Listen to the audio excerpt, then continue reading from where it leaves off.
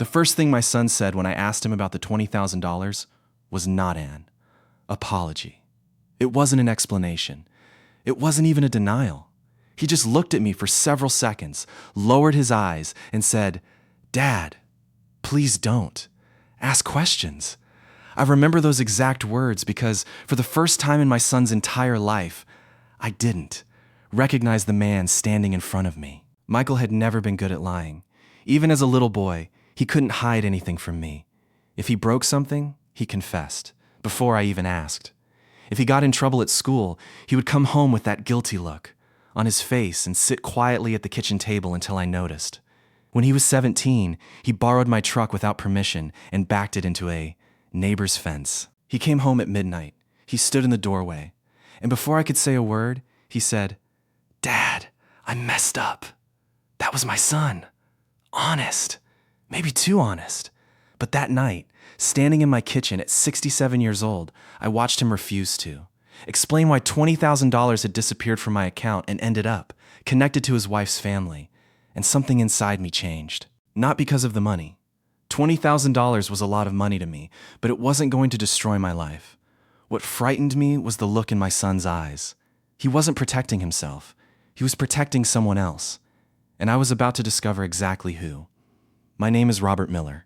I'm 67 years old, and for most of my life, I believed that if you worked hard, kept your promises, treated people fairly, and stayed out of trouble, you could build a peaceful life.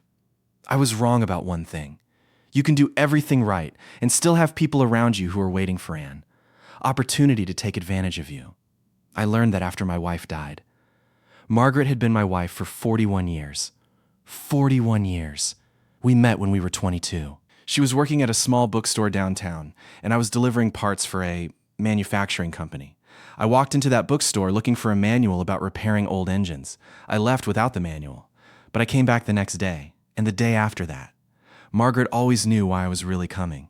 She would smile when I walked through the door and say, "You still haven't found that book?" And I'd say, "No." Eventually, she told me the book had been sitting on the same shelf the whole time.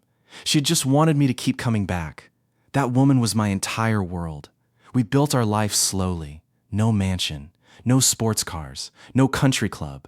Just a small house, steady jobs, family dinners, vacations when we could afford them, and 2 children we were incredibly proud of. Our daughter, Emily, moved to California after college. Michael stayed close. He was always the one who came by on Sundays. After Margaret died, Sundays became difficult. The house was too quiet. Her coffee mug remained in the cabinet. Her gardening gloves were still hanging in the garage. There was a cardigan she had worn during the winter before she died, and for almost a year, I couldn't bring myself to move it from the back of the bedroom door. Michael was the one who kept coming. Every Sunday, he would knock on the door around 11 in the morning, walk in carrying coffee, and say, "Dad, you eating?" I'd say no. He'd say, "Good. I brought enough for 2. That was my son. At least, that was the son I knew." Then he met Jessica. At first, I liked her. I really did. She was intelligent, confident, and very polished. She worked in marketing and came from a family that had considerably more money than we did. Her father, Richard Carter, owned several real estate companies. Her mother, Linda, was the kind of woman who could walk into a restaurant and somehow make everyone notice her without saying a word. The first time I had dinner with them, I immediately understood that their world was different from mine. Richard wore a suit to dinner. I wore a flannel shirt. He talked about investments. I talked about fixing the fence. He discussed property values. I complained about the price of lumber. But I didn't care. My son was happy. That was all that mattered. When Michael told me he was going to propose, I was genuinely excited. He brought Jessica to my house one Sunday afternoon. They sat across from me. Michael looked nervous. I said, "What did you break?" He laughed. Then he took Jessica's hand. "Dad, we're getting married." I stood up and hugged him. Then I hugged Jessica. I remember telling her, "You're family now." I meant it. That sentence would come back to haunt me. The wedding was beautiful. Richard Carter paid for most of it. There were hundreds of people there. Beautiful flowers, expensive food, a huge ballroom. Everything looked perfect. But during the reception, I noticed something I didn't understand at the time. Richard kept asking Michael questions about me. Not about my health. Not about how I was doing after Margaret. Not about whether I was lonely. He asked where I lived, how much land I had, whether the house was paid off, whether I had retirement savings. I answered casually, "Yes, the house is paid off." Richard smiled. "That's excellent." I thought nothing of it. Why would I? He was my son's father-in-law. I assumed he was simply making conversation. I didn't realize he was collecting information. 6 months after the wedding, Michael started asking strange questions too. One Sunday, we were sitting in the kitchen. He was drinking coffee. He suddenly asked, "Dad, how much is your house worth now?" I laughed. "Why?" "Just curious." "You're never curious about property values." He smiled. "Jessica's family talks about real estate all the time." I nodded. Then he asked, "You still have the mortgage paid off?" "Yes." "How much do you have in savings?" I looked at him. He immediately said, "Forget it." I smiled. That's what I thought. But later that night, I couldn't stop thinking about the conversation. Something was different. Michael wasn't asking because he needed help. He was asking because somebody else wanted to know. I didn't confront him. I told myself I was being paranoid. Then another thing happened. Michael stopped coming every Sunday. At first, it was once, then twice, then 3 weeks. I called him. He didn't answer. I texted. Nothing. Around 10 that night, he finally called. "Dad, where are you? At home? With Jessica?" "Yeah. Everything okay?" There was a long pause. Then he said, "Yeah, I knew he was lying. Michael, what?" "You know you can tell me anything. I know." "Then tell me." He didn't. He simply said, "I'll see you next weekend," and hung up. I sat alone in the kitchen. The house was quiet. I looked at Margaret's photograph on the counter. For some reason, I said out loud, "Something's wrong." I didn't know how right I was. 3 weeks later, my phone buzzed while I was standing in the grocery store. It was a bank notification. I glanced at it. Then I stopped walking. $4,800 transfer. I stared at the screen. The recipient was Carter Property Solutions, Richard Carter's company. I immediately called the bank. They confirmed the transfer. I asked if there had been any other recent transfers. The representative told me there were 2 more transactions connected to the same destination. One for $3,200 and one for $12,000. My stomach tightened. That was $20,000. $20,000 had left my account, and I hadn't authorized any of it. I drove home. I checked every statement. The transactions were real. The money was gone. I called Michael. He answered on the second ring. "Dad? What is Carter Property Solutions?" Silence. Then he said, "Why?" "Because $20,000 is missing from my account." Another silence. "Michael? Dad, did you take it?" He didn't answer. "Michael?" Finally, he said, "Yes." My heart sank. "Why? Dad, please. Why did you take $20,000? They needed it." "Who needed it?" He whispered. "Jessica's parents." I sat down. "Why? They're having problems." "What kind of problems?" "Business problems." "Then why are you solving them with my money?" "I'll pay you back." "That isn't the point." "I know." "No, you don't." I heard Jessica's voice in the background. Michael lowered his voice. "Dad, please don't make this worse." "What exactly am I making worse?" He didn't answer.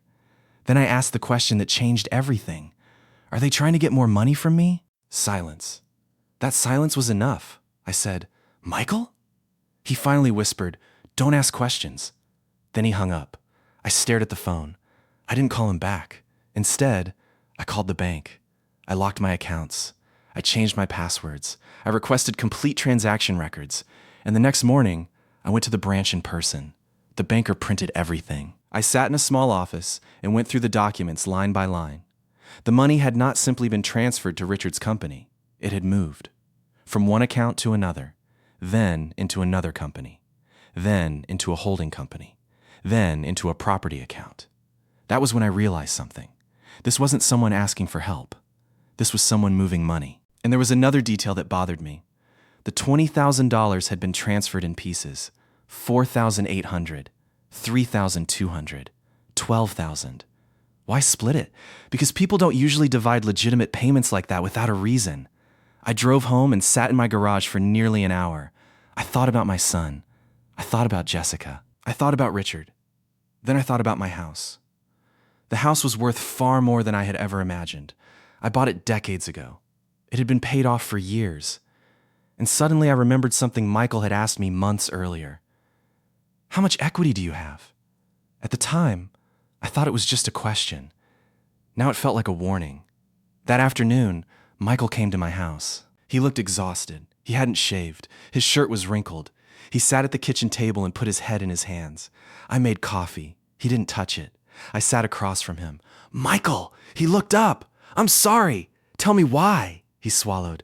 Dad, they're in serious trouble. Who? Jessica's parents. How serious? They could lose everything. I looked at him. And you decided my money would save them? I thought I could fix it. You took $20,000 without asking me. I was going to tell you. When? He didn't answer. After you took the rest? He looked shocked. There isn't going to be a rest. Then why did Jessica ask me about selling my house? He froze. That was the moment I knew. She had already talked to him. I leaned forward. Michael. He looked down. They think you should sell. I felt something cold move through my chest. Who thinks that? Her parents. Why?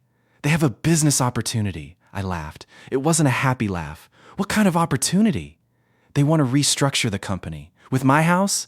No, I waited. He finally said, maybe. I stared at him. Michael, they aren't asking you for help. They're asking you for my future. He started crying. I know. I had never seen my son cry like that. He wiped his face. Dad, I got trapped. How? Jessica told me her parents would lose everything. And? She said if I didn't help, our marriage would fall apart. I leaned back. There it was. The truth. This wasn't just a financial problem. It was manipulation. Jessica had used my son emotionally. Her parents had used him financially. And my son had become the bridge between them and me. I asked him, does Jessica know you took my money? Yes. Did she tell you to do it?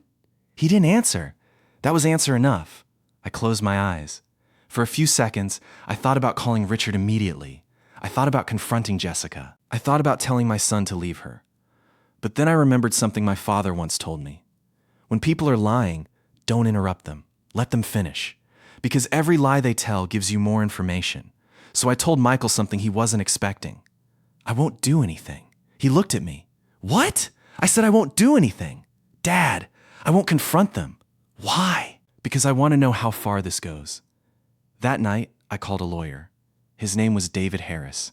I'd known David for years. He wasn't a family lawyer. He specialized in financial disputes and property law. I brought him every document. He looked through the bank statements, then the company records, then the messages, then the property information. He sat back. Robert, you understand this isn't normal family borrowing. I know. They may have been using your son to move money. I know. And if they're trying to pressure you into selling your home. I know.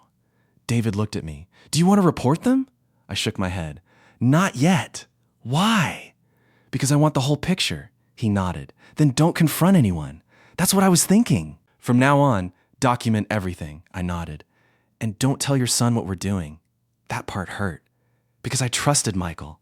But I also knew he was under pressure. I didn't want him to know everything until I understood what he had gotten himself into. The next week, Jessica called me. Robert, how are you? Fine. I wanted to talk to you about something. What? Your house. I smiled. I was wondering when we'd get there. What do you mean? Nothing. She laughed nervously. You know you're getting older. There it was. The exact phrase. You don't need such a big house anymore.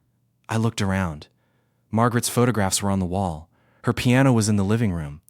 Michael's old baseball trophies were still in a cabinet. I said, maybe you could sell it. Maybe you'd have a lot of money. Maybe. And you could invest it. Where? She paused. My father's company. I didn't answer. She continued. They're about to close a very important deal. Is that the same company that received $20,000? Silence. Robert, I'm just asking. I don't know what you're talking about. That was the first lie I heard directly from her. I said, okay. Then I hung up. I immediately called David.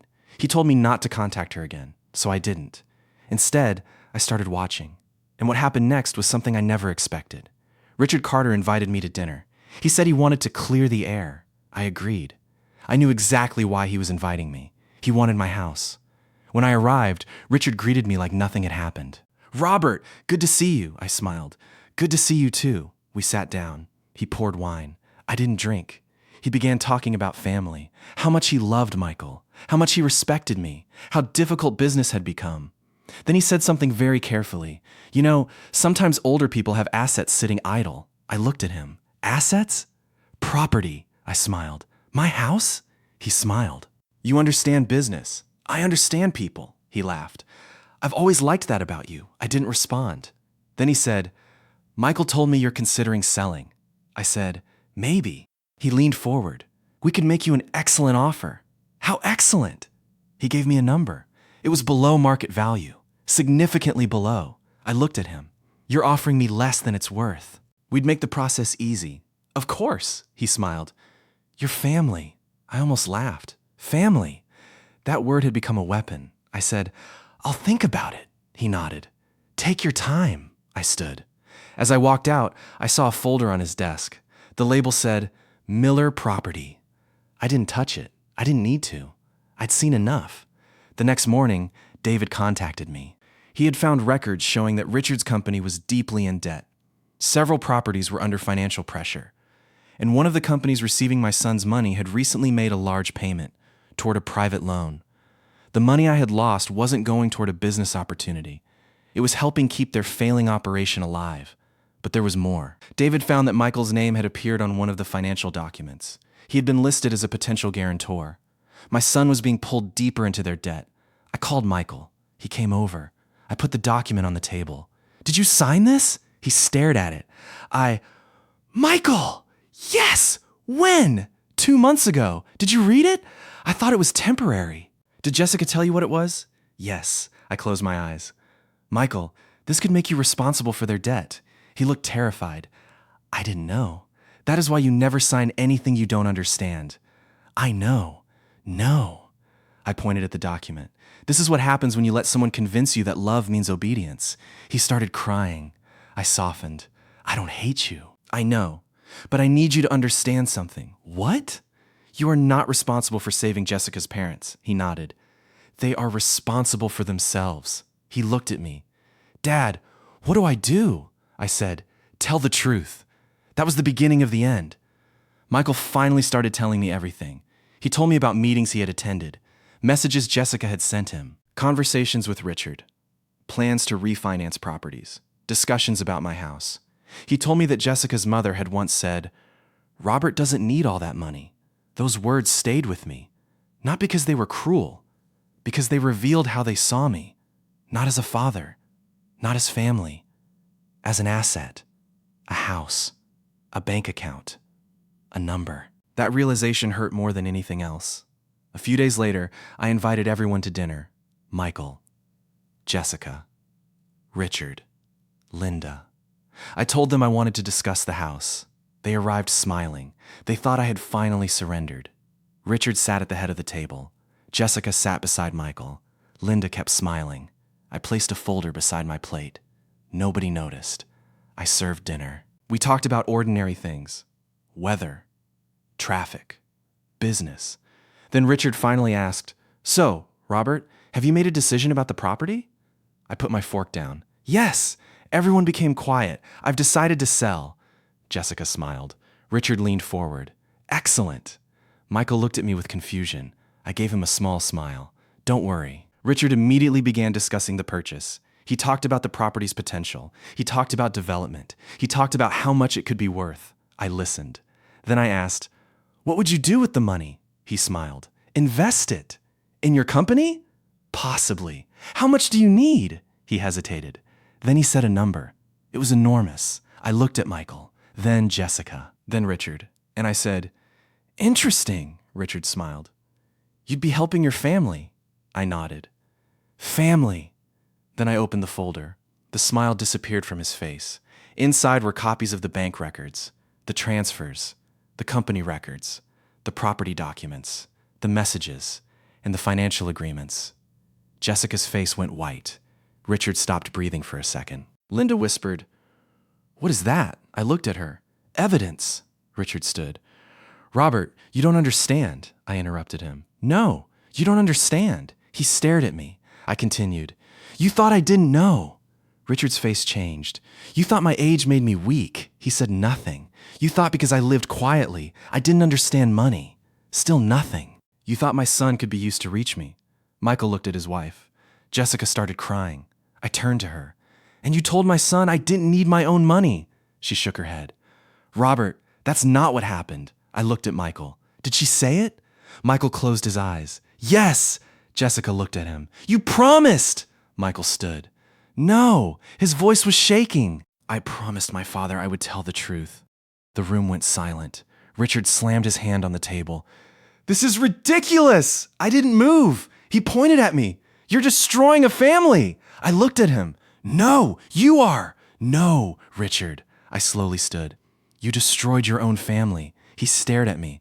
You just didn't expect anyone to notice. Then I placed the final document on the table. This is the notice from the bank. Richard looked at it. His face changed. What did you do? I didn't do anything. You contacted them. Yes, you reported us. I reported suspicious transactions. You're trying to ruin me. I shook my head. You ruined yourself. Richard looked at Michael. You're going to let your father do this? Michael stared at him. You used me? Richard froze. You made me steal from my own father. Jessica began crying. Michael continued. You told me if I loved Jessica, I'd help her family. Richard said nothing. You told me everything would be fine. Nothing. You knew it wasn't. Still nothing. Michael's voice broke. You knew. Richard finally sat down. The man who had walked into my house wearing expensive suits and talking about family suddenly looked old.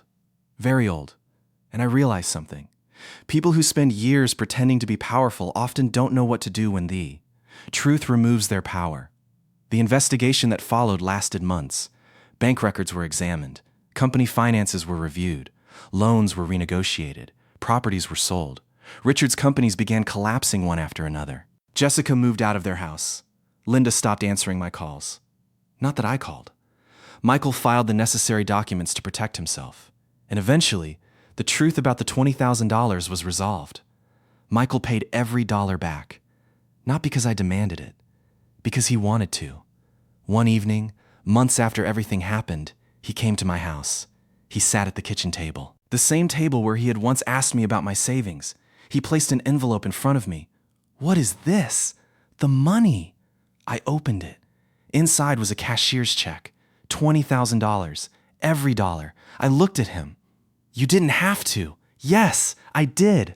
Michael, I need to. He looked down. Dad, I don't know how to fix everything I broke. I said, you can't. He looked at me. But you can stop breaking things. He smiled through tears. I miss Mom. I looked at the photograph on the counter. So do I. He sat there for a long time. Then he said, she would have hated what I did. I shook my head. No. He looked confused. She wouldn't have hated you. What would she have done? She would have made you sit down. He smiled. She would have asked you why. Exactly. And then she would have made you tell the truth. He nodded. We sat quietly. Then he said, Dad? Yeah? Can I come over Sunday? I smiled. Of course. He looked relieved. I'll bring coffee. I laughed. You always bring coffee. I know. And just like that, something began healing. Not everything. Some wounds don't disappear, but healing doesn't mean forgetting. It means learning how to live without letting the wound control you. I never sold my house. I never will. People have asked me why. The answer is simple. My house isn't just property. It's where Margaret and I raised our children. It's where Michael learned to ride a bicycle. It's where Emily brought her first boyfriend. It's where Margaret planted roses in the backyard. It's where she spent her final Christmas. Every room carries a memory, and no amount of money can replace that. A year after everything happened, Michael came to me with a small wooden box. Inside was an old photograph. It was me, Margaret, Michael, and Emily standing in front of the house 20 years earlier. Michael pointed at the house. Dad! Yeah, I understand now. Understand what? That you weren't protecting the house. I looked at him. You were protecting our family. I smiled. That was always the point. He nodded. Then he hugged me, and I realized something. The revenge I thought I wanted was never really revenge. I didn't want Richard to lose his company. I didn't want Jessica to suffer. I didn't want my son to lose his marriage. I wanted the truth. And sometimes the truth is more powerful than revenge. Because revenge can end in anger. But truth has a way of continuing long after everyone stops shouting. They thought my silence meant I was powerless. It wasn't. I was listening. I was watching. I was documenting. And while they were counting the money they thought they could take from me, I was counting every mistake they made. That was their biggest mistake. They underestimated the quiet man at the table. They thought an old father would be easy to manipulate. They thought his son would always choose his wife's family.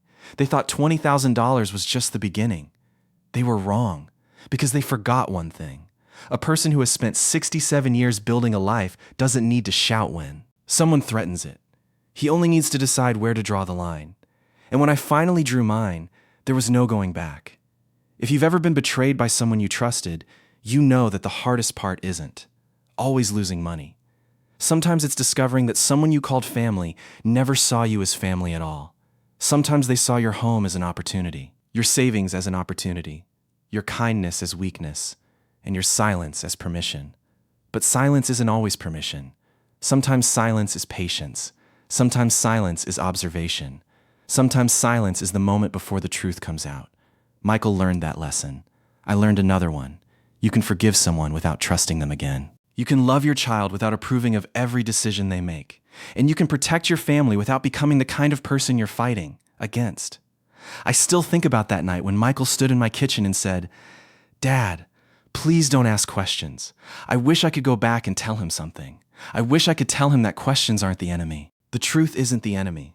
The people who are afraid of the questions are the ones you need to watch.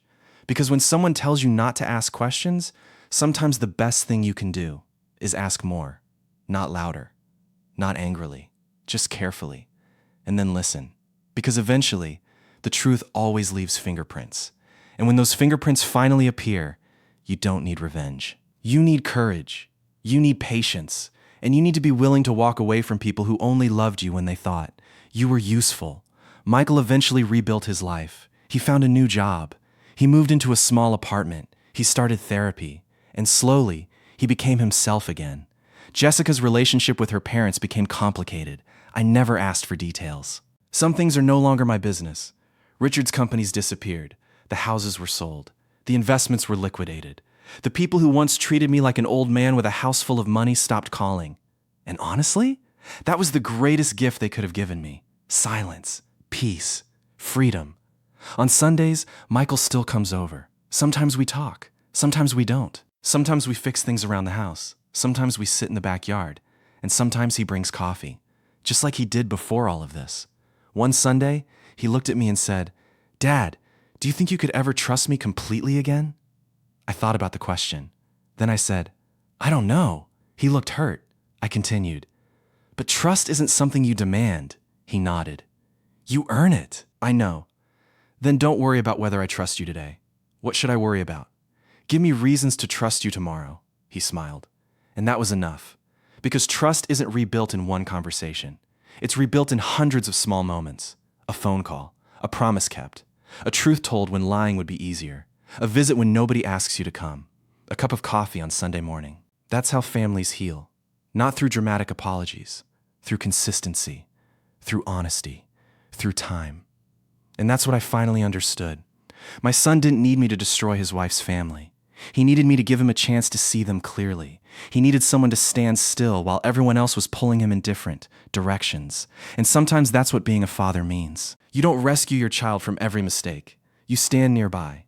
You tell the truth. You protect the line. And when they finally understand what happened, you leave the door open.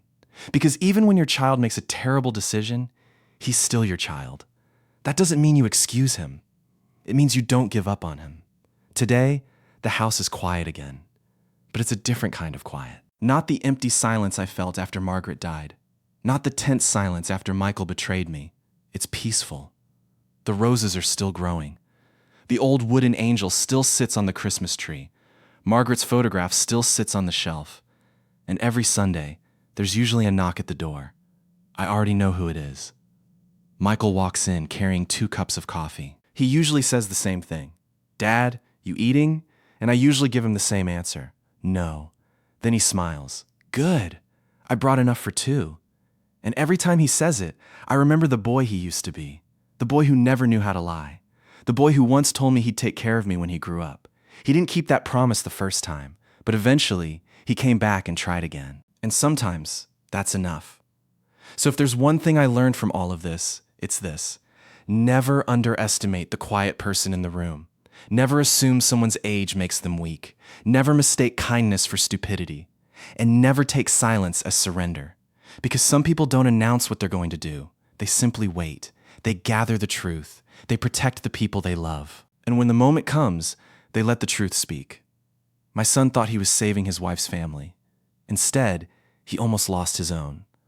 I thought I was protecting my money. In the end, I was protecting my son.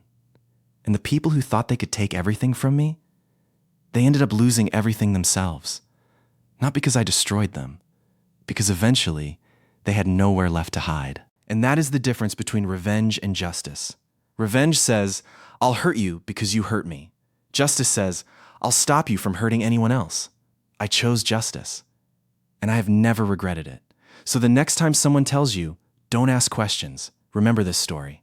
Ask, listen, watch.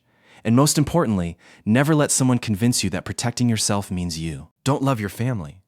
Sometimes the strongest thing a father can do is say no. Sometimes the hardest thing is refusing to give someone what they want. And sometimes the greatest revenge isn't watching someone lose everything. It's watching your child finally realize that he almost lost himself. That was the real victory. Not the money, not the house, not the lawyer, not the downfall of the Carters.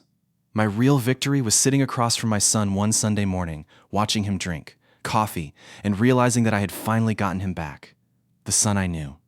The son Margaret raised.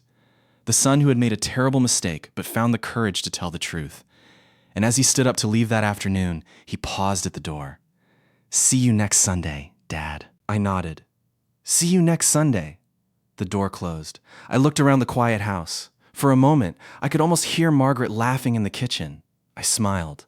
Then I looked at the photograph on the shelf and quietly said, we're okay, because after everything that happened, we were. And sometimes, after betrayal, that's the ending worth fighting for.